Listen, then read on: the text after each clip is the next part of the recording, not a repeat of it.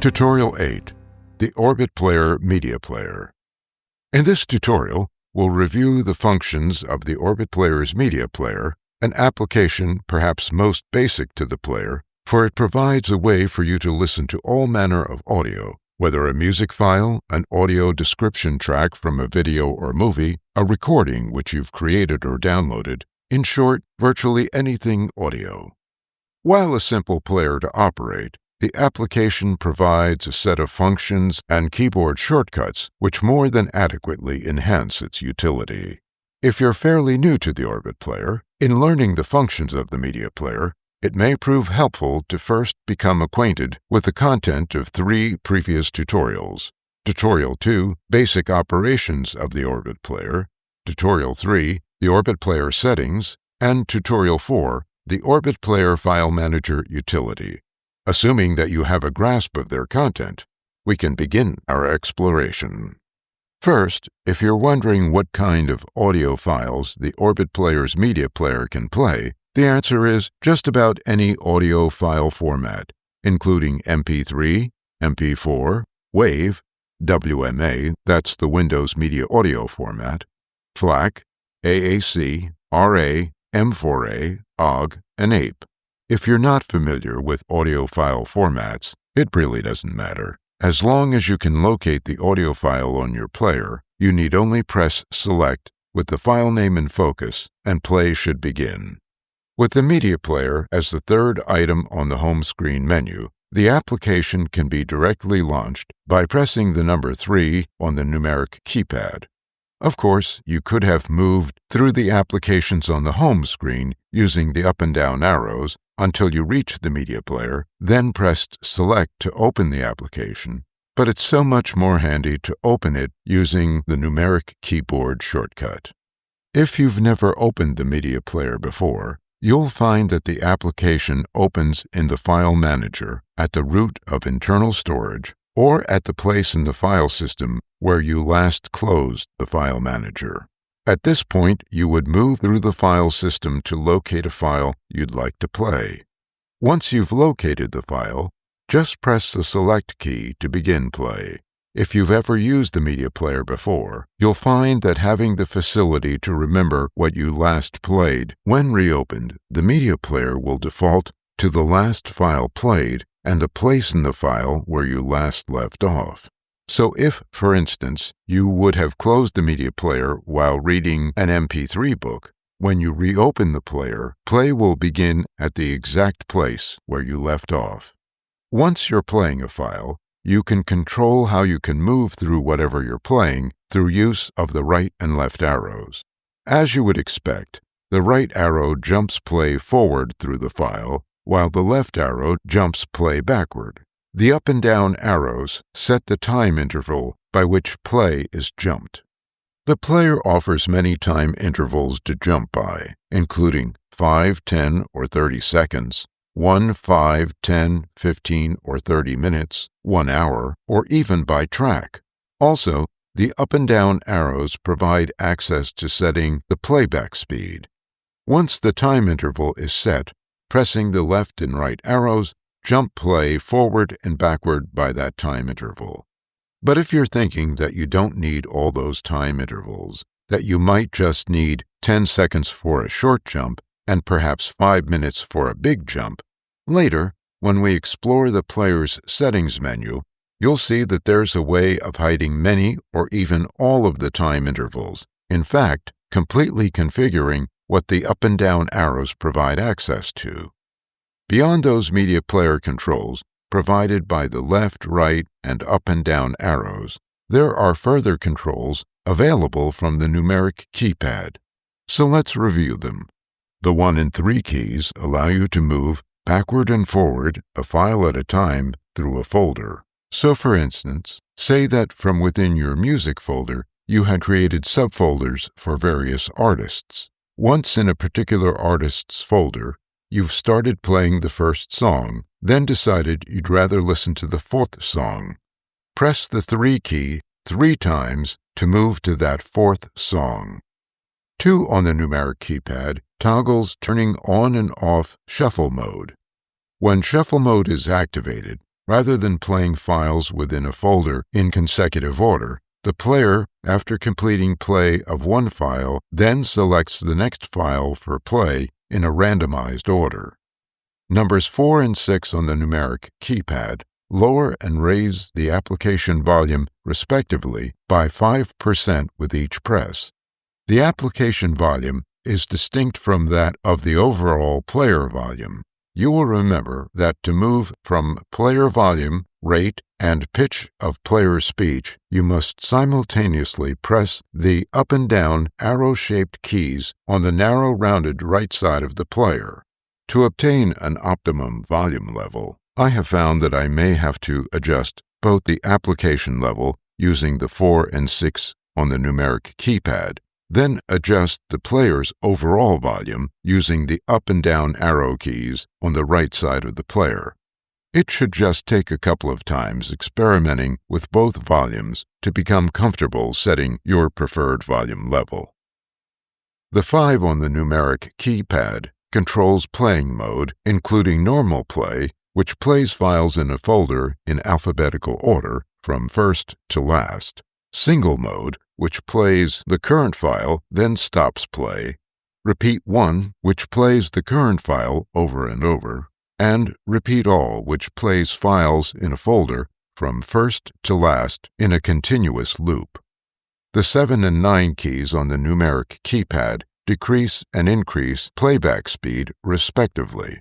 Playback speed ranges from 50 to 200% of normal, decreasing and increasing by 10% with each key press. The star or asterisk on the numeric keypad opens the settings menu.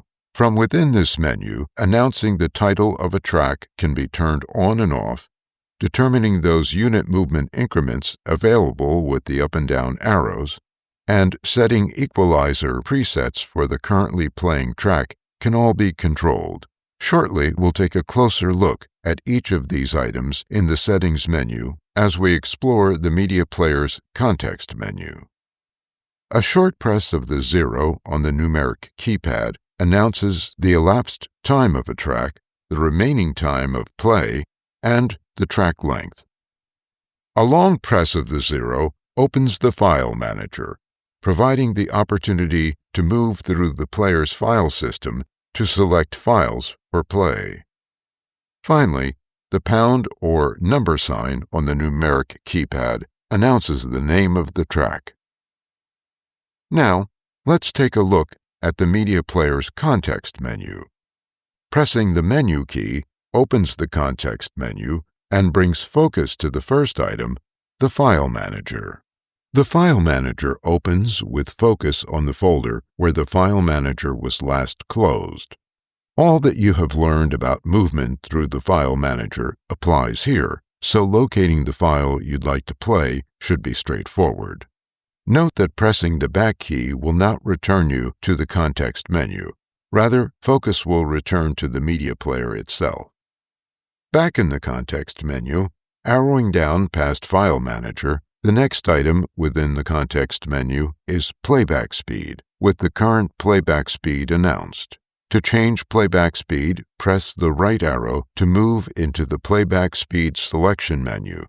Then use the up and down arrows to move through the various playback speeds from 50% of normal to twice normal speed. Once playback speed is changed, pressing Select will save the setting and focus is returned to the media player. The next item within the context menu is Shuffle Mode. Again, when arriving at this menu item, the current state of the control is announced, that is, whether Shuffle Mode is on or off. Press the right arrow to move into the Shuffle Mode menu, then use the up and down arrows to turn Shuffle Mode on or off, and press Select to save the setting and return focus to the media player. The next context menu item below Shuffle Mode is Play Mode. And again, when arriving at the menu item, the current state of playing mode is announced. As with the two previous menu items, pressing the right arrow will move focus into the playing mode menu, where the up and down arrows will allow you to select among normal, single play, repeat 1, and repeat all. Pressing Select will preserve the setting and return focus to the media player. You will have noticed that the controls for the 3 previous menu choices, playback speed, shuffle mode, and playing mode, are also available directly from within the media player as shortcuts accessed from the numeric keypad. The last item of the context menu is Settings. Pressing Select opens the Settings menu with focus on the first item, Automatically Speak Track Title. When on, the file name or track of a title is announced as you move from file to file within a folder using the 1 and 3 keys on the numeric keypad. Use the left and right arrows to turn on and off whether a file name is announced. The next Settings menu item is Movement Unit. It is here in this menu item where you can configure exactly what you'd like to have as choices when selecting how much to jump back and forth through a file. You'll remember that when playing a file, by using the up and down arrows, you set the time unit by which you can move back and forth when pressing the left and right arrows. As you move left and right through this menu item, you will hear each time unit announced. To add a time unit as a choice to move by when using the up and down arrows, press the Select key to either check to add the time unit or uncheck to eliminate it as a choice. As you move left and right through these choices, you'll also find that in addition to time units, you can also set whether jump by track or playback speed are also available as choices.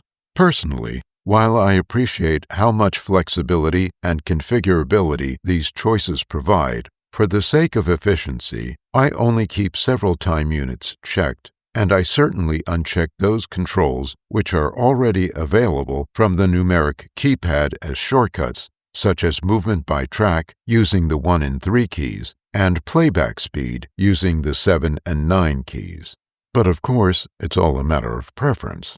And speaking of personal preference, the last item in the Settings menu is the Equalizer. An equalizer will adjust the balance of bass, mid-range, and treble audio frequencies to change how music sounds using predefined sound signature presets tailored for different genres of music such as rock, pop, dance, classical, and so forth. At present, the media player supports almost 20 equalizer presets. Since listening preferences are unique to everyone, it's best to experiment with each setting to find what sounds best to you. In addition, just as you would adjust the bass and treble controls on a radio depending on what you're listening to, you may select a different equalizer preset to match whatever you're playing, whether a book, musical track, or video description movie track. At the bottom of the Settings menu dialog, you'll find an OK and a Cancel button. On the Orbit player, when you find a dialog with menu choices and an OK and Cancel button at the bottom, it means that you have the option of changing a single setting and return to the application, or change several settings, move to the bottom of the menu and press Select on OK to accept all setting changes at once. Note that this Settings menu, available as a menu choice within the media player's context menu, can also be directly accessed from the media player by pressing the asterisk or star key. At the bottom of the media player's context menu is an Exit button, which will exit the media player and return you to the player's home screen. This concludes our tour of the Orbit player's media player. As you will have observed, in addition to playing just about any form of audio file, with its many settings and controls, the player provides you with the ability to adjust its audio output to meet your listening preferences. In the next tutorial, we'll examine the features of the Orbit player's podcast application, and you'll discover why it might just serve as your podcast client of choice.